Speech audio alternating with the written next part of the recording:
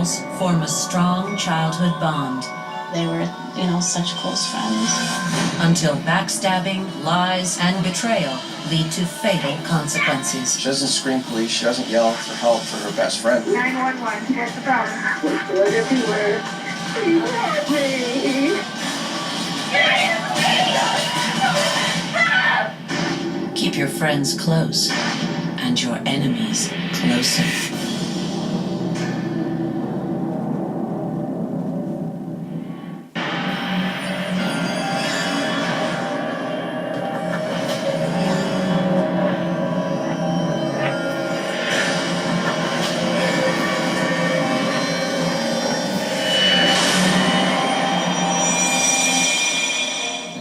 Faye Bennett is outgoing and independent, with a magnetic personality. She was very feisty, unique and free-spirited, knew how to light up a room. She was as fiery as her red hair. She was always so much fun and smiling and happy. People would look up to her because she was always a leader. In 1991, Faye's family moves to Durham, Connecticut, where she meets shy and reserved Jennifer Helmedock. She kept to herself a lot. Wasn't very outgoing. Jen would just kind of follow and kind of mimic what others would do.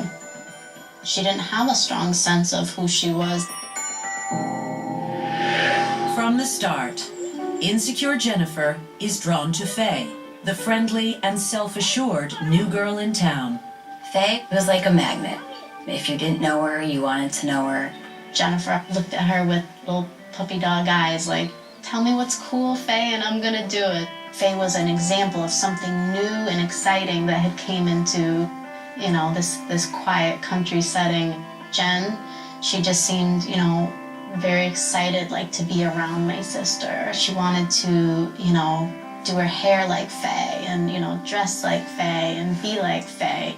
They would like to, go shopping at the mall, hang out at the mall, come to my mom's house and hang out, have a big sleepover. All through grammar school and middle school, they were such close friends. But this age of innocence will pass. And soon, dangerous outside influences will change both of their lives forever.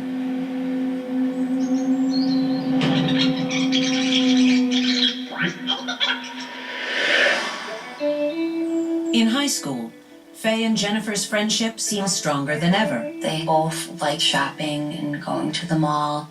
I would see Jennifer and Faye together every day. But underneath the surface, Jennifer begins to secretly envy Faye. Many girls were jealous of Faye. She was absolutely beautiful, and she was outgoing and, always fit in. So Jennifer she was jealous. Soon, Jennifer grows tired of always being in Faye's shadow. Although the girls are still best friends, Jennifer decides to strike out on her own. But, left to her own devices, she makes poor choices and starts running with a bad crowd. They were not positive individuals. They were into drugs. Before long, she begins to copy her new friends, hanging out in the streets and looking for trouble. She just kind of absorbs the personality, the morals, the attitudes of those around her. She was a follower. And now, the person Jennifer emulates the most is the group's resident bad boy and her new boyfriend, David Bell. I never heard anything positive about David Bell. David had just gotten out of jail. He was from an early age into the criminal life, dealing drugs, hustling, and robbing people. Despite his criminal lifestyle, Jennifer has fallen head over heels in love with him. This alarms her best friend Faye, who fears David is a bad influence. It was concerning to my sister that Jen was living this dangerous lifestyle. Although Jennifer is headed down the wrong path, both she and Faye graduate from high school in 2002. Faye stays focused on her future and fulfills her lifelong passion of becoming a hairdresser. When someone wanted to feel pretty, feel good about themselves, she loved being able to, provide that to them. Faye ambitiously pursues her dream career, and it seems the world is her oyster. But Jennifer's future, on the other hand, looks grim. At 18 years old, she becomes pregnant. They had just graduated from high school, and then now you're faced with this responsibility. Faye immediately worries how Jennifer will handle being a teen mom. She wasn't pregnant by the best father. 9 months later, Jennifer gives birth to a daughter she names Ayana. Although her family is supportive, Jennifer wants to be with her baby's father, so she moves in with David. I don't know why Jen wouldn't turn to her parents. I mean, it's hard to live under your parents' roof when you're in this exciting, fast-paced street life. But she ends up struggling to care for the baby on her own. David didn't help her much financially. David was not supportive. He even did not want to claim paternity. Her situation was really desperate. With nowhere else to turn, Jennifer reaches out to her best friend Faye for financial help. She had no money for diapers for her baby, which is really sad, you know. My sister would just say, I feel bad for her. She would give Jen money for clothes, shoes for her daughter. Faye would give her a ride if she needed to be picked up. Faye was like, don't worry about it, you know, I got you. But soon, Jennifer starts taking advantage of Faye's generosity. She asks for more and more money. The only time I ever saw Jen coming by was because she needed something. Jennifer totally took advantage and walked all over Faye. It gets so bad that Faye's friends confront her, advising her to break ties with her childhood friend. Not only is she a mooch, but her new street ties make her dangerous to be around. I said, Faye, look at what she's doing in her life. She's gonna either end up dead or in jail. But she didn't want to hear it. Faye refuses to abandon her friend. But little does she know that helping Jennifer would lead to disastrous consequences. I don't think it ever crossed Faye's mind that she would end up with this situation. She had no idea. This friendship would turn into something completely different and ugly, have the most ugly ending that you could ever think of. Jennifer and Faye's close friendship becomes strained when Jennifer, a struggling teen mom, constantly asks Faye for money. Whatever she needed for her daughter, Faye was gonna help her. She was generous, you know, to a fault.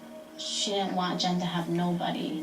And besides Faye, all Jennifer has is her boyfriend David, who she loves, despite the fact that he's a dangerous drug dealer, robber, and deadbeat father to their daughter. David was not supportive of Jen or her baby. It was not a healthy situation. Faye would continuously say, you know, well, why don't you leave him? But Jennifer would just stick by him no matter what. Jennifer's relationship with David is highly dysfunctional. Faye, on the other hand, begins dating a wonderful guy named Kiwa Burton. They were like the two puzzle pieces, like Kiwa and Faye. They just fit right together. They were just so enamored with each other. They were definitely meant to be. In March of 2004, Faye is thrilled to learn she is pregnant with a baby boy. It was that excitement. She just looked radiant. It was just so cute because she's so tiny, and to see her like with, you know, a little belly. She's the cutest pregnant girl I've ever seen. We were planning her baby shower, and, you know, they had already picked the name out. His name was going to be Mahias. She was so wrapped up getting ready for her baby and, you know, being in this strong, crazy love affair with Kiwa.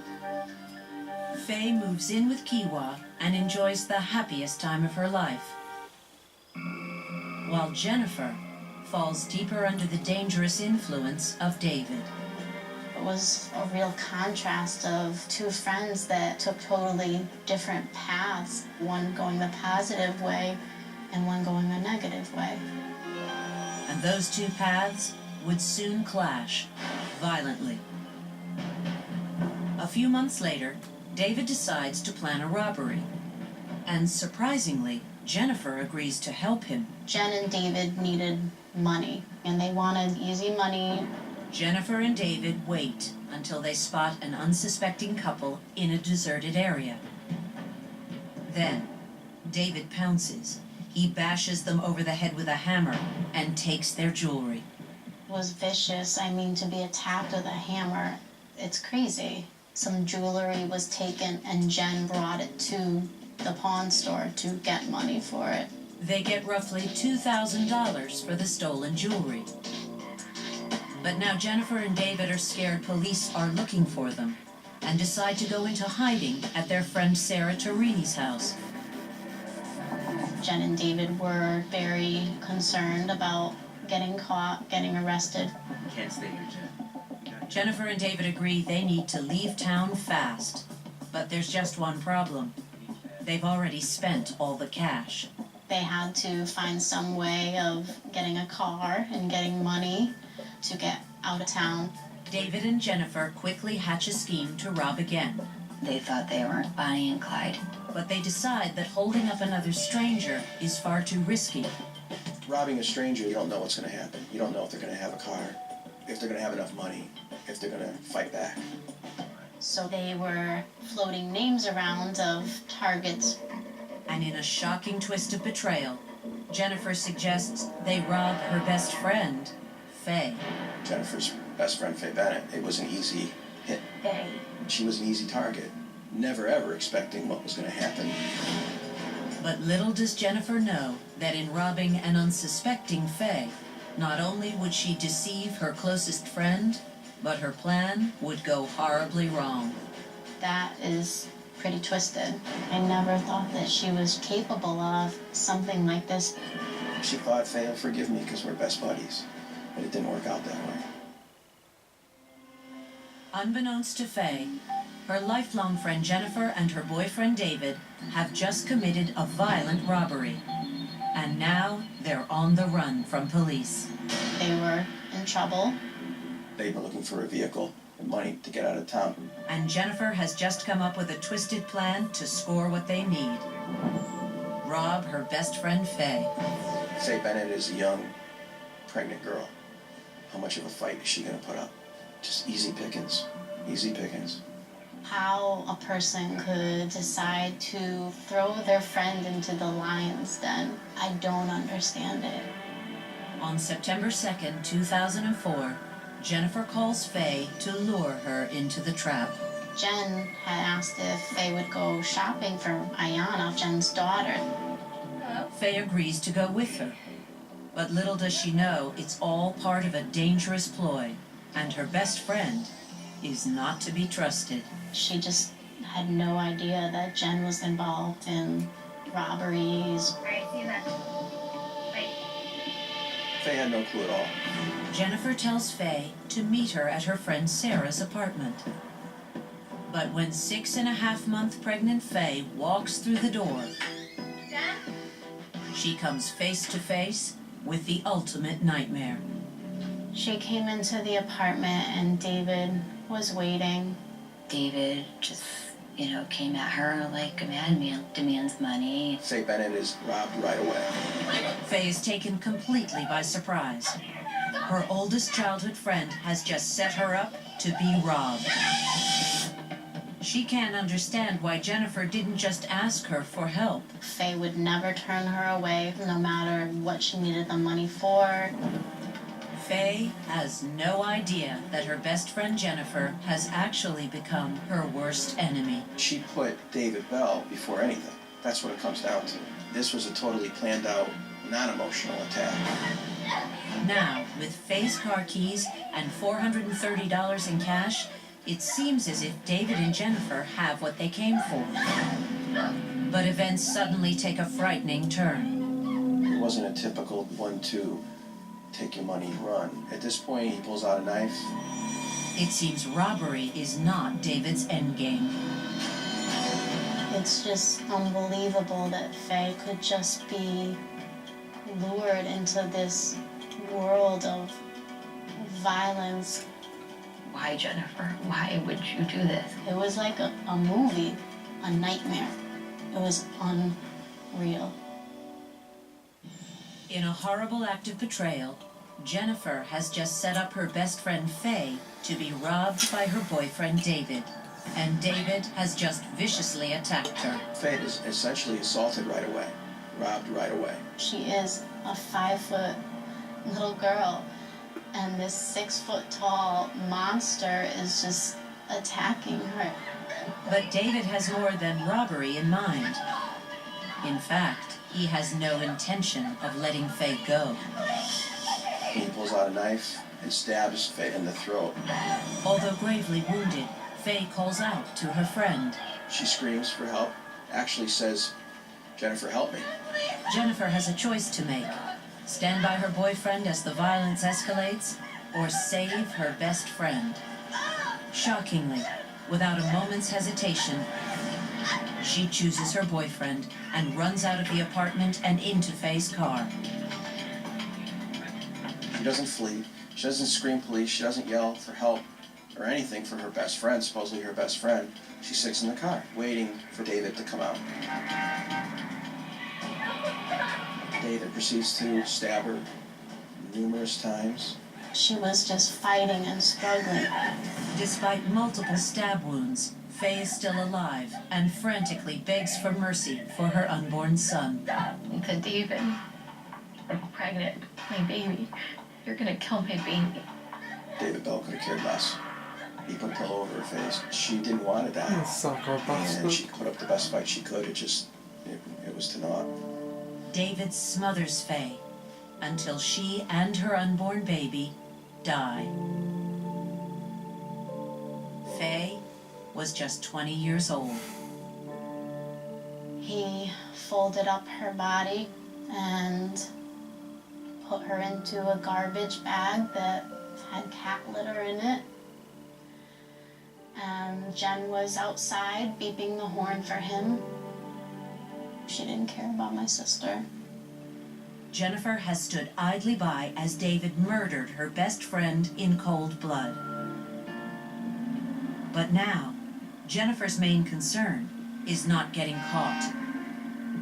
There's other neighbors that see her. She wants to get out of there. David jumps in the car. He's covered in blood. And they drive away. A few hours later, Jennifer's friend Sarah returns home, unaware of the violence that took place inside. And when she walks into the bedroom, she is overcome by the horror of what she sees. She's in a panic. She calls 911. 911, that's the problem. Please hold me. What happened? I just got home and there's blood all in the room in a bag and submitted it. So it's like, I haven't seen help me. Okay, well, that's something. Detective Sergeant Robert Peckrell immediately arrives to investigate. Over the course of 25 years, I've seen all sorts of crimes. But in terms of the violence that took place, this was probably the worst and the most tragic. The scene itself, with the blood on the walls and on the floor and on her and everywhere, just confirmed that it was a ferocious attack. There was blood on the walls, there was blood on the floor. You could tell there was a struggle from the blood spatter on the walls and on the floor and on the victim itself. Knife cases are very bloody to begin with. It was a pretty messy scene. It was sad. She's just a young girl. Nothing good comes out of these things. It's horrible all the way around. After questioning Sarah and the neighbors, detectives are hot on the trail of David and Jennifer. Authorities put out an APB for the couple and the stolen vehicle. They know time is of the essence. He was escalating in his violence. He's got nothing else to lose. And in my mind, he was going to kill again. Authorities launch a full-scale manhunt.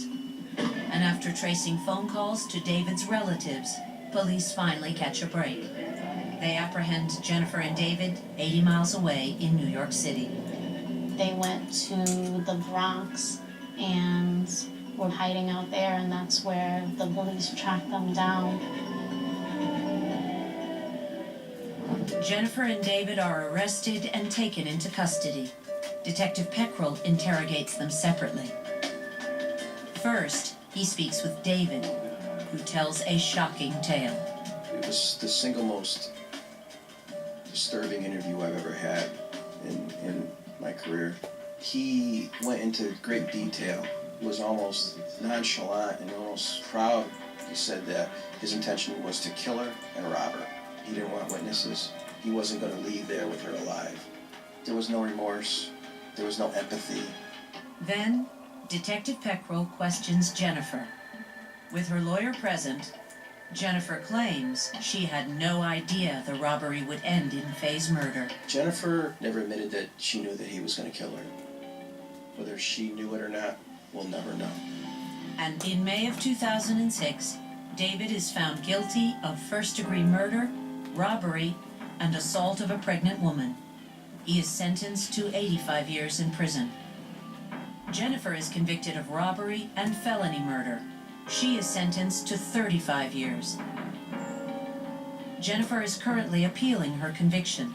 She claims that David was abusive and she acted under duress. He obviously was the boss. She would do what she was told. But was it love or was she fearful? I think it was a combination of both. Jen has to live with it, and unfortunately, so does my family. And Kiwa, he lost his baby and the love of his life. We're the ones that have to live with it every day.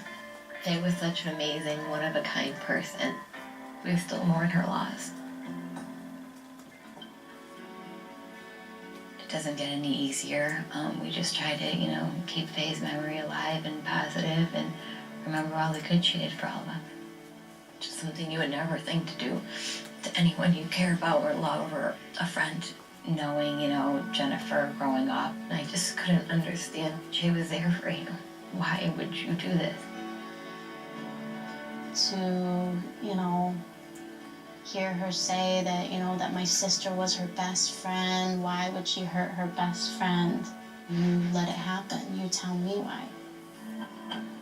I don't know why you did it, and I don't know why you have the nerve to consider yourself a friend. Please look up the definition of friendship, because I know I had to after this happened. How Jennifer could do this to her so-called friend. Just, still to this day, it blows my mind. It's horrible that she had to go in such a tragic, hurtful way. To this day, Faye's family struggles to come to grips with how Jennifer would so recklessly put her best friend Faye in harm's way. I don't think you would ever expect a friend to do that to you. I don't know why Jen could not stand up for her and stop this. That she would even allow this to happen. I don't think it ever crossed Faye's mind that she would end up with this situation. Keep your friends close and your enemies closer, literally.